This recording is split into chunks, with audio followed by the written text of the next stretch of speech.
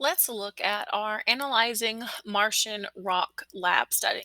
I don't want you guys to get too intense and crazy freaked out about this because it would probably will be a little bit challenging, but I just want to see that you've put a good attempt into this. So what we are looking at, or what we're going to be looking at today, are images that have been sent back from the Curiosity rover on Mars. And so the rover is up there analyzing the different geological features that are found on Mars, looking for hints and clues about whether there was water on Mars, has there ever been life on Mars, and it's looking at what is there in those rocks to create the evidence that's needed to support their claim.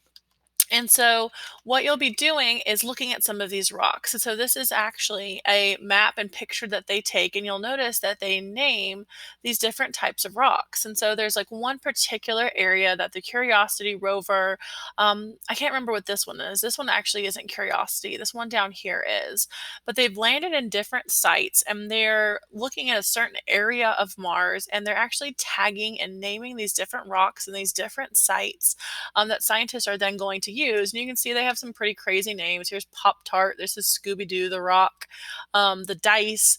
Let's see, the Twin Peaks out here in the back, which are actual mountains. So they have some really weird names. They even have Pooh Bear out there on Mars. There's like 300 to 500 different named rocks on Mars that scientists are still exploring and taking pictures of. And so I've taken a sample of 8 pictures, and I want you to try to determine what type of rock they are. Are they igneous, sedimentary, or metamorphic, based on the different types of structures that you see and what we've learned in class. So some questions to ask yourself as you're trying to analyze these rocks. First is, how was this rock probably made, or what is it made out of? So look for, is it have sediments that have been compacted together? Does it look like the types of rocks that we saw in our igneous rock ID lab, where we saw like these dense black rocks that we knew were calm or were solidified lava? Does it have that pumice frothy structures that suggest that it cooled really quickly with those bubbles? Or maybe it's metamorphic, in which case you see the foliated lines or the non-foliated bands and structures that are inside the metamorphic rock. So look for those characteristics that we talked about that distinguish those 3 different types. And then, so if you kind of look at those observations, well, how was this rock made? Keep those in mind, because the last question I'm going to ask you is whether or not there was water on Mars. And wanting you to kind of give me an idea based off, like, if you found these certain types of rocks, well, what had to happen for those rocks to form? We know that for igneous rocks to form, there has to be volcanoes. For sedimentary rocks to form, we have to have wind and water or some type of weathering and erosion factor. And we know for metamorphic to occur, we have to have intense heat and pressure. So if those rocks, if you find them on Mars, it gives us a clue or an idea of what had to happen for those rocks to be created. And so keep that in mind as you are analyzing these different types of structures. And what you'll see is I've given you 8 different types of rocks. And you have a photo number and then its name. So this rock here is known as whale. And I'm not going to make you analyze all 8, but I am going to ask you to analyze 5 of them. So choose out of these 8 your favorite 5, maybe based on name or based on the image you think you know what this rock is made out of.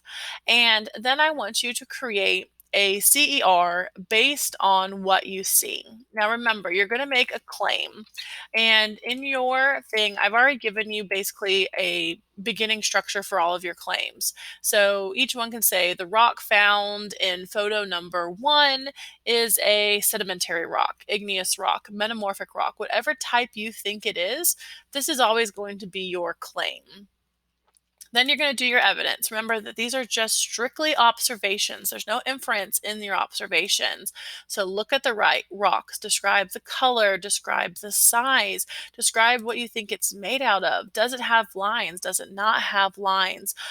Any type of description that you think could be important and help you in describing what type of rock this is or reasoning what type of rock it is. And when you look at these, there's probably like right away, you're probably like, hey, that's a blah, blah, blah. But you need to back it up with your reasons. And remember, your reasons are going to be you connecting your evidence to what we learned in class. So maybe you say your evidence is that this rock look is a bunch of tiny pieces. And so your reasoning can be, I think this is a sedimentary rock because it looks like it's cemented pieces together. We learned in class that sedimentary rock is cemented or compacted sediments.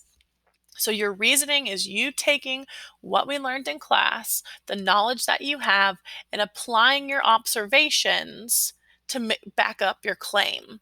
And so for each of these, you should have at least 3 to 5 observations, and then at least really 2 reasonings to back you up. And you may want your notes out for this. And using your different types of terms can really help you back up your reasoning and your evidence. And then the very last thing is I want you to make a claim based on whether or not water has existed on Mars or whether you think water has never existed on Mars. And so again, think about what watering means. When we talked about water, we talked about it as a weathering and erosion factor. So certain types of rocks required water to exist in order for them to be created. So, based on what you see in your 5 samples, I want you to tell me whether or not water has existed on Mars. And your evidence is going to be based on the different types of rocks that you have claimed to find. And then the reasoning being, if those rocks exist, well, what does that tell me about water? What's their connection to water? So, again, I don't want you to freak out about this. I know this one can be kind of a little bit more outside of the box thinking, a little more critical thinking, but I want you to do your best to apply your knowledge that you've learned in class so far and looking at these rocks. It may also help you to open up your igneous rock notes or your igneous rock lab and look at those and compare them to these. And I know we didn't do that for sedimentary rocks or for the metamorphic, but if you Google, you'll find a ton of images on Earth's sedimentary rocks or Earth's metamorphic. And it'll also give you the ability to kind of compare the two of them. What structures appear to be the same? What's really standing out to you? Please let me know if you have any questions on this one. And good luck. I'm excited to see what you guys do.